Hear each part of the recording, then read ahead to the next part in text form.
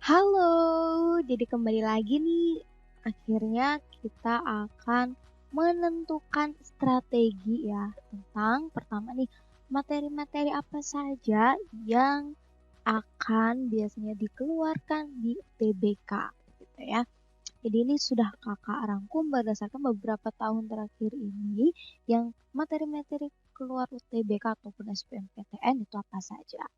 Oke, nah ini ada beberapa hal ya. Yang pertama itu untuk memahami kimia, kalian harus memahami dulu tabel periodik unsur. Kalau kalian misalkan hafal golongan A itu juga lebih bagus lagi nih, karena itu akan mempermudah kalian dalam mengerjakan soal. Seperti itu. Nantinya dari tabel periodik unsur itu diminta untuk menentukan konfigurasi elektron, kemudian berkaitan dengan golongan dan periode, terus ikatan kimia.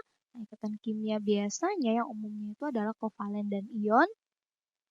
Dari ikatan kovalen itu nanti diturunkan pada bentuk molekul, sudut ikatan, hibridisasi, kemudian kepolaran dan interaksi antar molekul. Nah, di sini soal UTBK-nya itu biasanya ada di bentuk molekul, kepolaran, interaksi, kayak gitu ya, sudut ikatan, hibridisasi. Sehingga apa? Agar lebih mudah mengerjakannya, kalian harus memahami dulu materi-materi sebelumnya, yaitu mengenai golongan dan periode, konfigurasi elektron, seperti itu. Terus dari tabel periodik unsur itu nanti biasanya ada hubungannya dengan penentuan bilangan oksidasi atau biloks. Dari biloks itu nanti biasanya diminta untuk menentukan reaksi oksidasi reduksi, kemudian lebih advance-nya lagi yaitu penyetaraan reaksi redoks, kemudian menentukan jumlah mol elektron. Kalau lebih advance-nya lagi ya, lebih tingginya nanti berkaitan dengan sel volta dan sel elektrolisis. Itu yang ada hubungannya dengan tabel periodik unsur. Nah, di sini yang berwarna biru ini ya, itu yang bertanda 1, materi-materi kelas 1. Dan kebetulan yang materi-materi kelas 1 ini yang berkaitan dengan bentuk molekul, sudut ikatan, kemudian redoks kayak gitu, itu keluar di UTBK dengan jumlah soal yang lumayan ya, dari lebih dari satu, berkisar 3 sampai 4 gitu. Oleh karena itu kalian harus menguatkan materi ini ya. Kalau kalian sekarang kelas 11 silakan review lagi, dicek lagi udah beneran paham atau belum. Kalau kalian sekarang udah kelas 12, nah ini sudah harus mulai review-review materi-materi kelas 1 ini. Kemudian untuk penyetaraan redoks, jumlah mol elektron, sel volta, sel elektrolisis itu dipelajari di kelas 3.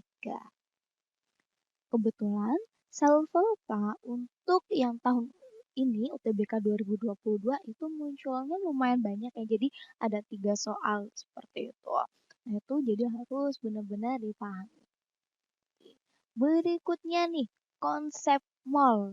Kimia itu pasti sangat berkaitan dengan yang namanya mol. Nanti soal-soalnya biasanya berkaitan dengan rumus empiris, rumus molekul, persen kadar atom dalam senyawa, persen cuplikan, persen rendemen atau yield. Kemudian yang paling penting ada di bagian stoikiometri. Nah, di stoikiometri itu harus menguasai penyetaraan reaksi kimia. Kemudian untuk perhitungannya, ini menggunakan teknik MRS, mula-mula reaksi sisa. Ini kuncinya untuk stoikiometri ya. Nah, di sini dari teknik MRS ini nantinya bisa digunakan untuk menentukan perhitungan dalam menentukan pH ya.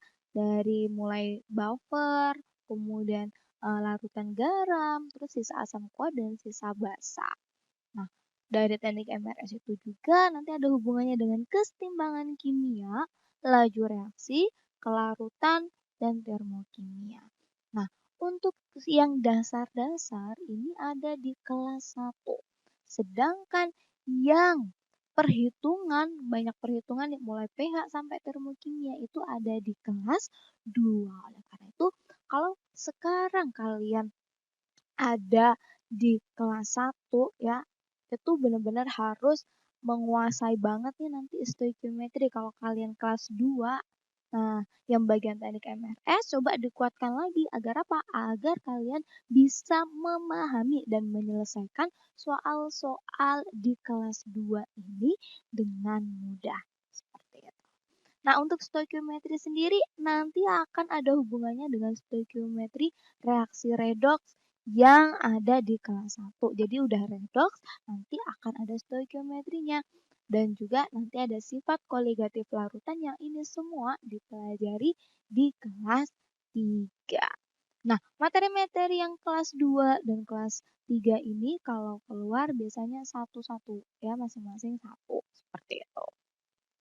Kemudian berikutnya mengenai kimia organik. Nah, kimia organik ini erat kaitannya dengan gugus fungsi, tata nama senyawa organik, isomer, di mana isomer nanti ada isomer struktur, isomer cis trans, dan optis aktif. Kemudian ada reaksi pada kimia organik, yaitu ada adisi, substitusi, eliminasi, oksidasi.